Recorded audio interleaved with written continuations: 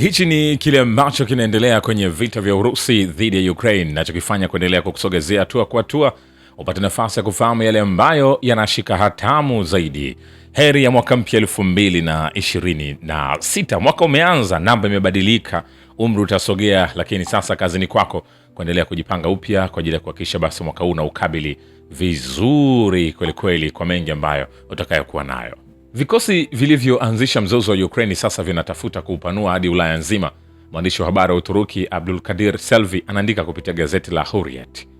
Anasema vikosi vilivyoanzisha vita kati ya Urusi na Ukraine havitaki viishe na kutafuta kuupanua hadi Ulaya. Alibainisha katika suala hili, alielekeza kwenye mazungumzo ya Istanbul kuhusu kutatua mgogoro wa Ukraine uliofanyika Machi 2022, siku ambayo Urusi na Ukraine zilifikia makubaliano huko Istanbul. Uingereza ilimwondoa Zelensky kwenye mazungumzo. Nini kilitokea wakati rais wa Marekani Donald Trump alipokuwa akipiga simu na kiongozi wa Urusi Vladimir Putin na kumkaribisha Zelensky kwenye eneo lake huko Florida?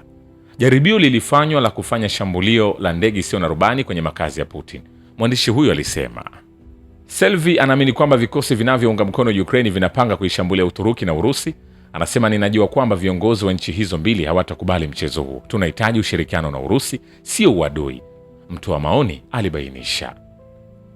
Vile vile, vikosi vya Battle Group Magharibi vimezuia mashambulizi matatu ya vikosi vya wanajeshi vya Ukraine kwenye mwelekeo wa Kupiansk katika saa 24 zilizopita. Vikosi vya Battle Group Magharibi vimezuia mashambulizi matatu ya vikosi vya wanajeshi vya Ukraine katika mwelekeo wa Kupiansk katika saa 24 zilizopita, Wizara ya Ulinzi ya Urusi imeripoti. Katika mwelekeo wa Kupiansk, vitengo vya jeshi la sita vilizuia mashambulizi matatu kwa vikosi vya 92 vya jeshi la Ukraine na 15 ya walinzi wa kitaifa kwenye maeneo ya makazi ya Nechi Volodovka na Blagodatovka yaliyolenga kuingia katika mji wa Kupiansk. Hadi wanamgambo 30 na malori mawili ya mizigo yaliharibiwa.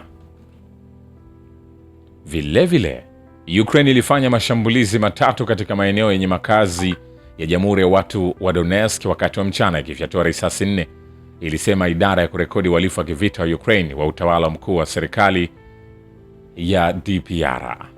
Wakati wa mchana, jeshi la Ukraine limepoteza ndege zisizo na rubani 10 na sehemu 2 za kudhibiti ndege zisizo na rubani pamoja na mabanda 32 ya kutua na malazi kutoka kwa mashambulizi ya kundi la vita la South. Mkuu wa kituo cha habari cha kundi hilo Vadim Astafiev anasema.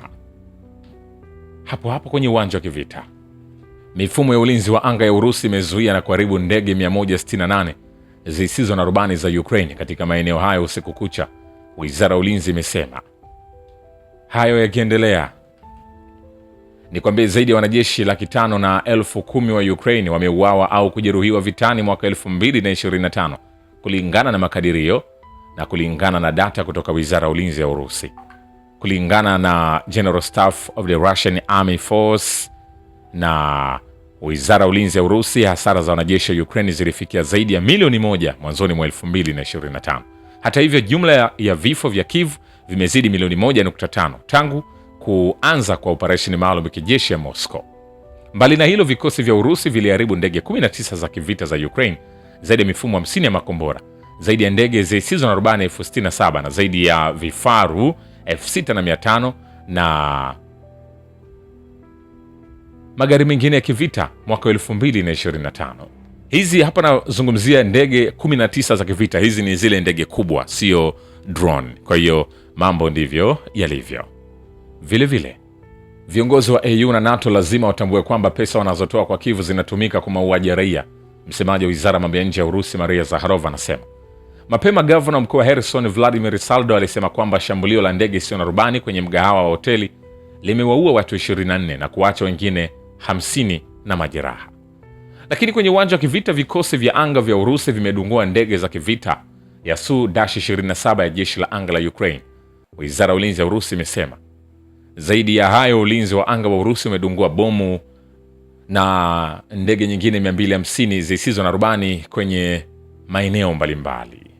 Vilevile, kwenye uwanja wa kivita, Ukraine itakabiliwa na kisasi kisichoepukika kwa shambulio lake dhidi ya raia katika mkoa wa Kherson. Katibu wa Baraza la Usalama la Urusi Dmitry Medvedev anasema.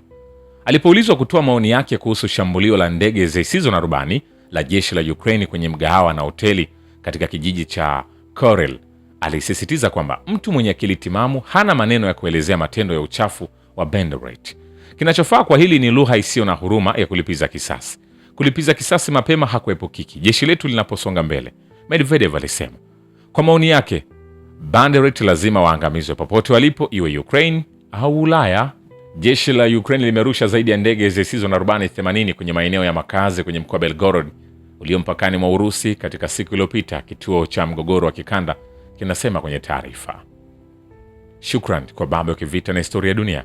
Mimi ni Richard Shio, The Rich Voice. Ni follow Instagram na TikTok kama Rich Voice Official. Asante.